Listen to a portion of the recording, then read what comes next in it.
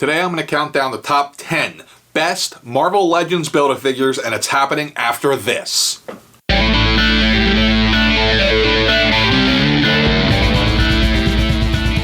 What's up, guys? Welcome back to the channel. Welcome back to Nerdzoic.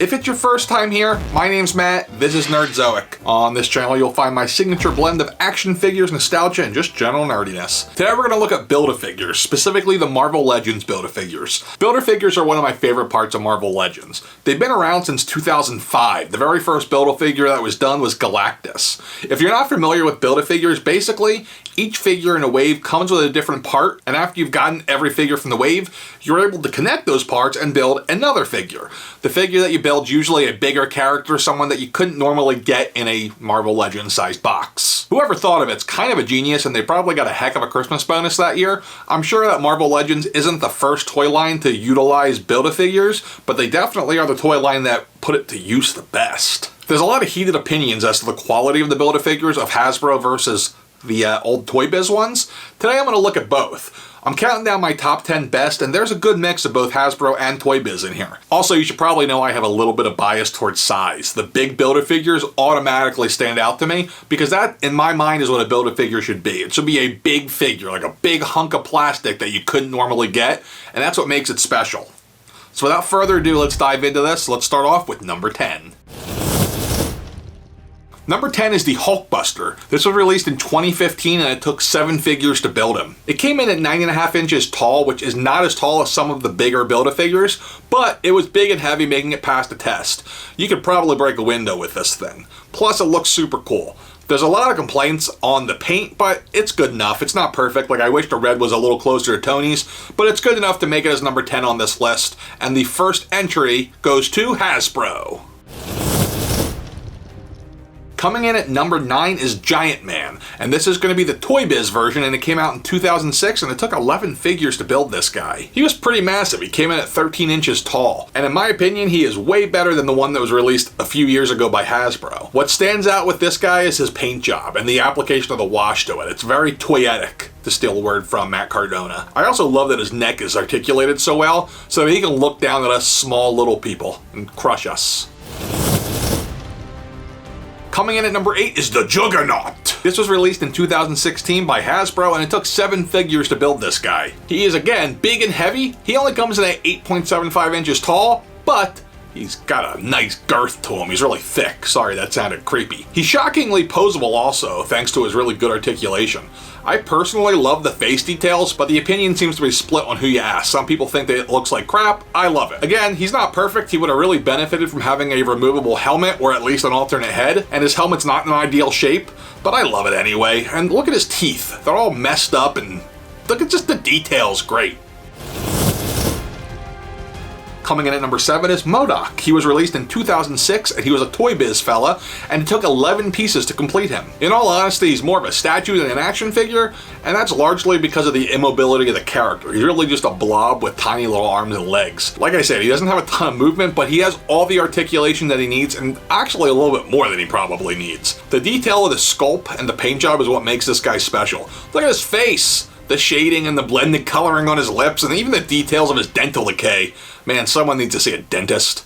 This is really an example of some of the best stuff Toy Biz did. Coming in at number 6 is the Blob. Released in 2007 by Hasbro, it took 8 figures to build this guy. He stands in at 8.5 inches of mutant obesity. His details look great, and his articulation works really well for what it is. I mean, he's a big, huge, fat guy, so he doesn't need to move that well. You get a lot of extra value in this guy with all the extra boobs he comes with, which, by the way, if you didn't know, they're called moobies when it's a man boob. And he also looks like a certain someone from Austin Powers. Well, hello, friend. I'm starting a revolution, and you look like you're made of rocks. I'm made of rocks. Maybe we could be friends. Yeah, it's clobbering time. Oh, hey, that's awkward. Let's change the subject by me randomly reminding you to go ahead and smash subscribe so that you can easily find me for more nerdy content. Also, if you think this video is worthy, go ahead and hit like. That'll make it easier for it to reach the eyes of more mortals. Coming in at number 5 is the Sugarman. Released just this year in 2020 by Hasbro, it takes 7 pieces to build this Goro-looking monstrosity. In the end, this thing that nightmares are made of is 7 inches tall. Toy Biz released a version of him way back when as a normal sized figure, but it just doesn't compare. This is one of the best Build-A-Figures that Hasbro's put out, at the very least, in years. If his Sugar Hammer had a better design, specifically the weird paint, well, lack of paint that it has, it would be higher on this list. Add in some better head movement so that he can look up and down more than he actually is here, we have a serious contender to move up the list. Coming in at number 4 is Apocalypse, and I'm talking about the 2005 Toy Biz version that took 9 figures to complete. This beast stood at 14¼ inches tall, which is nearly 6 full inches taller than the Hasbro redo. It's got a great sculpt and an awesome paint job, and shows a great use of shading and dry brushing. And his face looks dead. That's how it should look. Dead. There's also a black variant of this too, but I've actually never seen the black variant in person. Kind of curious to see how it looks. We're down to the top 3. You can probably guess who's going to be in that top 3, but I bet you can't guess the order it's going to be, so let's do it. Coming in at number 3 is the Sentinel, released by Toy Biz in 2005. This guy took 9 figures to complete him. He was 14 inches tall and he was just gorgeous, man. Great details, great texturing, again, a great paint job with a silver dry brush that just comes off looking like, I don't know, metal-y, giving it a very realistic look to the metal. The tentacles held up shockingly well over time. They continue to flex without getting a gummy feeling. Add to the great look his finger articulation, which allows him to wrap his metal fingers around mutant scum, and you have a very special Build-A-Figure. This is the type of Build-A-Figure that longtime collectors think about when they complain about how lackluster the Hasbro Build-A-Figures are and compare them to the early Toy Biz ones. This dude's beautiful, but with the HasLab Sentinel coming around soon, he might start to lose his appeal. We'll see. Coming in at number 2 is FANG FOOM. Released in 2008 by Hasbro, it took 9 figures to build this dragon. I think he's a dragon. Coming in at a little more than 12 inches tall, this guy's beautiful. He has a really beautifully detailed sculpt and has an impressive use of coloring because there's only a few shades of green on there. His creepy red eyes stand out against that green beautifully too. It seems like this guy ends up as number 1 on almost all of these best of Build-A-Figure lists, but for me, the fact that he's not really an iconic character hurts him. He's very expensive to find, and if you're looking to buy him, be very careful because there's a lot of knockoffs out there.